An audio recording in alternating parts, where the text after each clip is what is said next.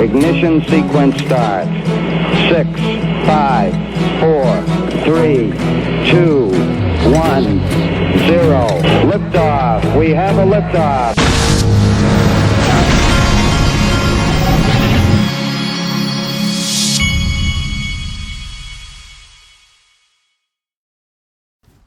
Hey everybody, this is the Digital Asset Investor, and before I get going, I wanted to remind everybody, this weekend they did this on Link2, where they had all these, they were giving $1,000 cashback rebate if you bought on the platform through your Uphold wallet, and they, I was told they were continuing this. I don't know if it's just for today, but at least for today. So I took advantage of this myself.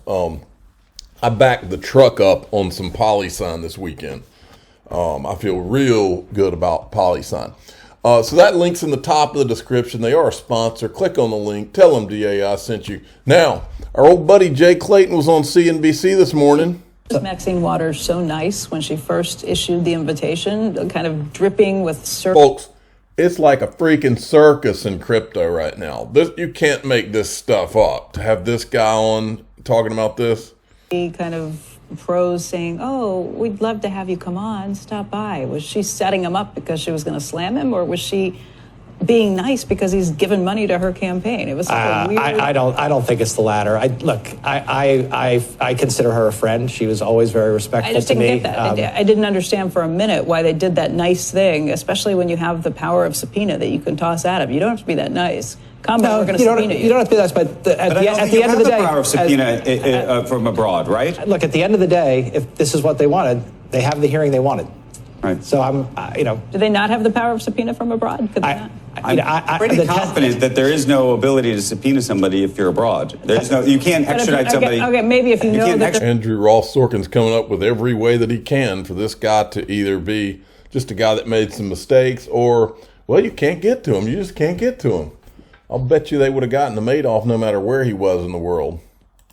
Somebody for if you ever set foot back here again, like just know. Oh, that sure, we're yeah. you. Maybe you could do it that way. Maybe. I don't know how it would have come out in the short amount of time that we have, but given the short amount of time that we have, avoiding the subpoena process is probably a fairly effective way to get the hearing that you want. So what is John Ray? Anything new on that front? How much we're going to get? We're going to find anything? I think it's just what's going on now. Yeah, I mean, is there any people get 30 cents on the dollar? They get 50 cents? They get zero? I think in these things it's too early to tell, but you'll hear what process people are going through. My guess is he can talk a lot more about this. So I don't know if they mentioned it, but I didn't hear him mention it, that their commentator is ex-SEC Chair Jay Clayton. He's now a commentator on CNBC, but he's also representing what he is. His law firm. What was it? His law firm is. Hold on, I'm getting a call here. He's going to be an advisor in the FTX bankruptcy. That's what it was. I mean, there's all kinds of stink coming off of this. So here's the hearing. It's tomorrow. At 10 a.m. The Digital Asset Investor will be watching and recording. Then we had this. FTX was selling fake Bitcoin to its users. He said that he was in a Twitter live that I was in. You got to hear a couple of these clips. First of all, he's not coming to the United States. He's staying in the Bahamas. Here you go. Tomorrow, are you going to be testifying in person in front of Congress? No, I'm going to be calling in. Okay, let me tell you what. This was one of the more bizarre conversations that I've heard, because listen to this. And she asked if he's worried about going and being arrested, more or less. Listen to what he says. It was so bizarre. Are you worried? When he said this, I literally started laughing out loud.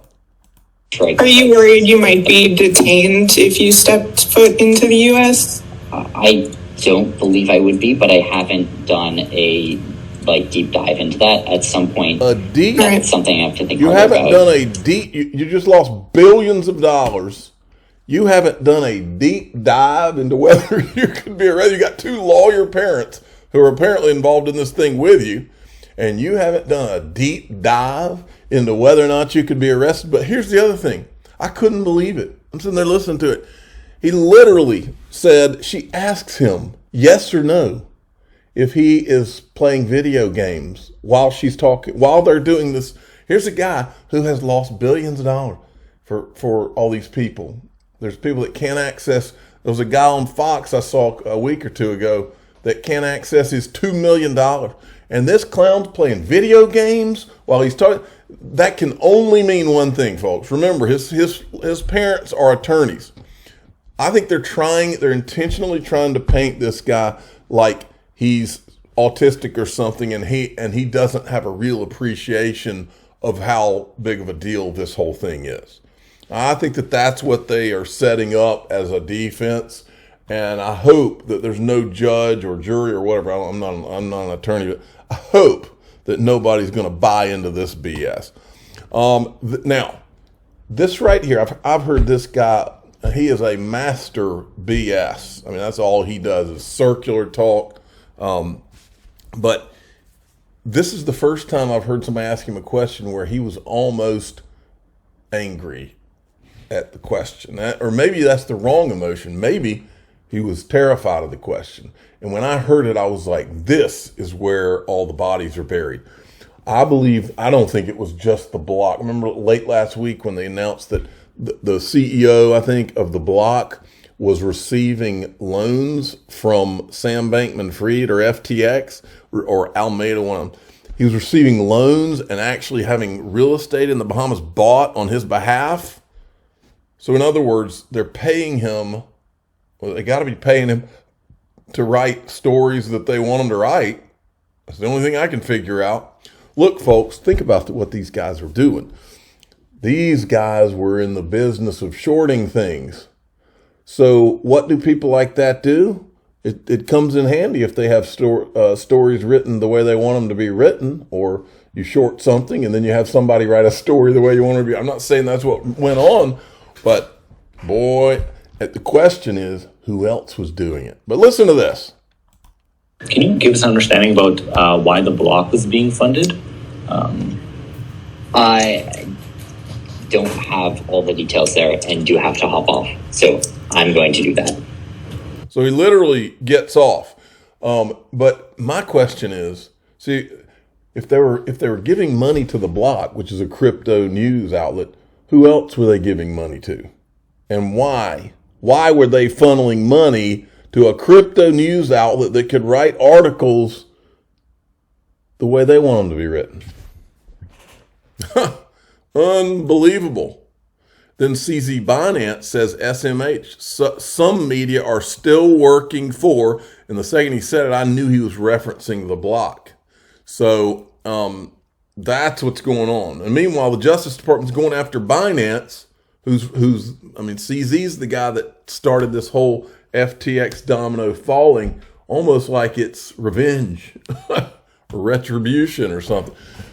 Now we got Sam Bankman-Fried's parents staying in the Bahamas fear his legal fees will wipe them out.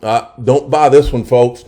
Remember that? Do you remember that extreme? Remember, these are tax attorneys. Do you remember that extremely complex diagram of how FTX and Alameda and all the different entities were set up? Remember that?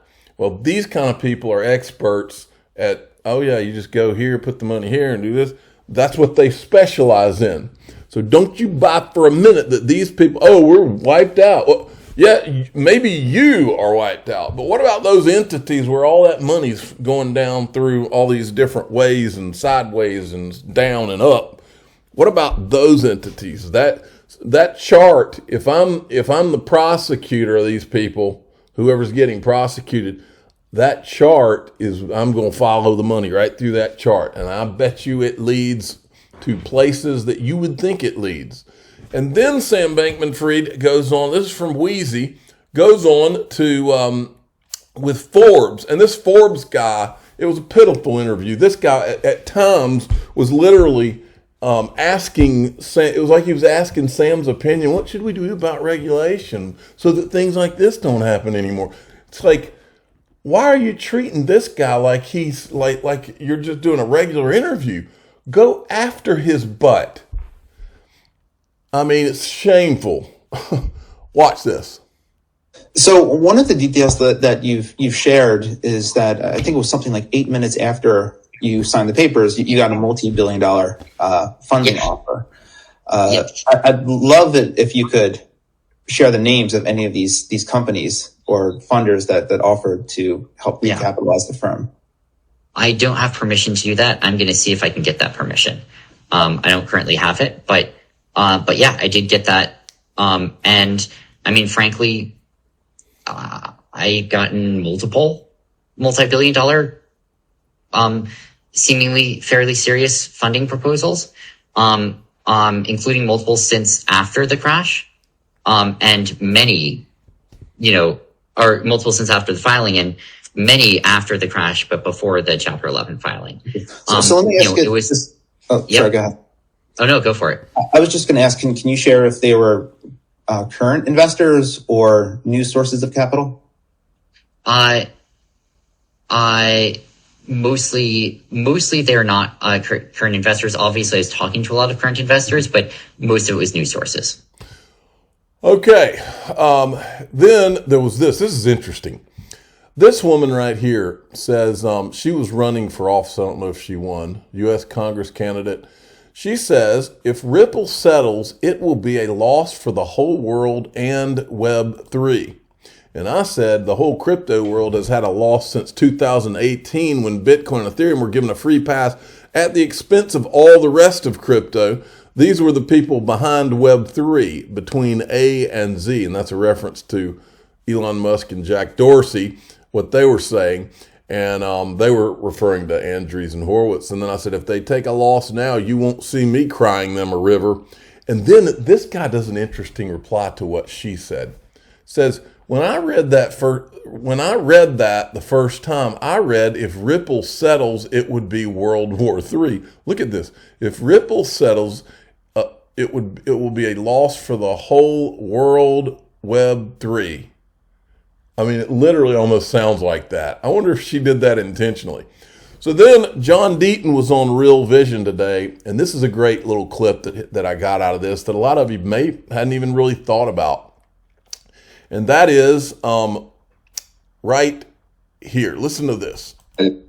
Do people really believe that in the next year that we're going to get legislation that is passed by the Senate, passed by the House, and signed by the President of the United States, where it gives clarity to the market? I'm not an optimist in that area, which means that this decision in the Ripple case could give us basically the de facto regulation. The SEC versus Ripple decision could be de facto regulation for all of crypto. Think about that. Then we had Eleanor Terrett. She said, according to Bloomberg, it's an interesting side note, because we were talking the other day about the IG for the SEC has been given his walking papers since he started investigating. The IG said he's the one that wrote up a report. He wasn't investigating. He wrote up a report that was not good for Gary, and that now he's making his exit. According to Bloomberg Law, his departure comes as the IG's office is in the midst of conducting an audit of the SEC whistleblower program. The IG said it would conclude its audit by end of September, but the report hasn't come out yet. Here are some of the findings. More than $1.3 billion has been awarded to tipsters. Whistleblowers' attorneys say the agency keeps them in the dark, as some cases drag on for up to 10 years. More than $430 million has gone to clients of law firms, employing 3 former high-ranking SEC officials, including one who helped create the program and another who headed the whistleblower's office for 5 years. Less than 1% of more than 64,000 whistleblower tips have resulted in award. And then I made sure that we point out the ETHgate whistleblowers haven't gotten jack squat. The reward money doesn't apply to whistles blown on the SEC itself. And that's the fact, Jack. Now, if you want to watch something great today, you need to go watch this. You need to go give this guy a follow. He's at nfa.crypto. He did if you remember a while back, he did an excellent Ripple video, one of the best I've ever seen. And this is a parody that he did on the circus that is CNBC and the traditional financial media. And it is dead on accurate. He's even got Jim Cramer in there with a clown nose. I'm going to watch it again when I get done with this video. I'm the digital asset investor. I'm not an investment advisor. This is for entertainment purposes only. Please subscribe, hit the like button, and tell your friends and family that indeed Jim Cramer is a clown. Thanks for